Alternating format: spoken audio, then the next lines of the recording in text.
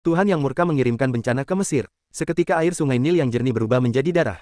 Semua ikan-ikan mati dan bau busuk yang mengerikan menyebar kemana-mana. Kali ini katak yang tak terhitung jumlahnya keluar ke daratan. Setiap jalan bahkan sampai ke istana, semuanya dipenuhi katak. Dan ketika katak-katak itu mati, bangkainya dipenuhi belatung yang hal itu justru mengundang ribuan lalat.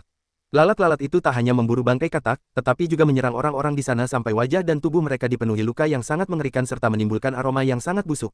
Firaun dan istrinya juga terkena imbasnya, sampai di suatu ketika Firaun melihat kuda dengan tulisan darah di tubuhnya. Jika kamu tidak berubah, maka bencana selanjutnya akan lebih mengerikan lagi. Akan tetapi bukannya berubah, justru Firaun malah memperburuk kondisi dengan menyiksa para budak untuk terus bekerja siang dan malam tanpa henti. Banyak orang Ibrani meninggal karena kelelahan. Tak sampai di situ Tuhan mengirimkan bencana lain, virus aneh menyebar dan hewan-hewan jatuh mati. Seorang menteri Firaun berkata itu karena bangkai lalat-lalat tersebut. Namun bukannya mendengar, Firaun malah menghukum gantung menteri tersebut. Menteri lain berkata, aku sudah berdoa kepada semua dewa namun tidak ada satupun yang mendengarnya. Cuaca seketika berubah, badai petir datang, menghancurkan rumah-rumah.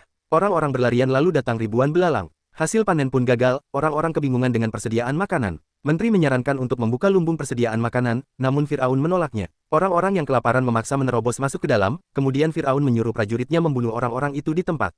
Pembantaian itu disaksikan langsung oleh Firaun, dan bencana terus berdatangan. Kota itu diselimuti kegelapan selama 3 hari tanpa sinar cahaya matahari, sampai Musa datang menemuinya. Bukannya menyerah, Firaun justru mengancam untuk menghentikan semua ini jika tidak ia akan menenggelamkan semua anak Ibrani ke dalam sungai Nil. Musa menyampaikan semuanya kepada Tuhan, dan Tuhan akhirnya membuat keputusan. Anak sulung dari setiap warga Mesir akan meninggal. Di malam itu tangisan dan ketakutan terdengar di mana-mana.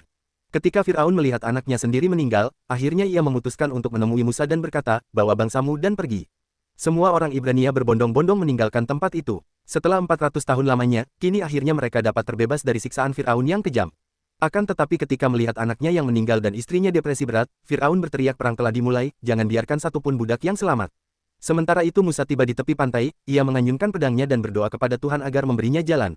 Pagi pun tiba Laut Merah memberinya jalan untuk segera pergi, tetapi Firaun datang mengejar bersama tentaranya, dan alangkah malangnya ketika berada di tengah-tengah lautan, seketika air kembali naik dan Firaun bersama tentaranya harus tenggelam bersama ombak di Laut Merah. Namun Tuhan tetap mengutuhkan jasadnya sebagai peringatan kepada kita semua. Musa pun tiba di Kanaan yang disambut dengan anak dan istrinya.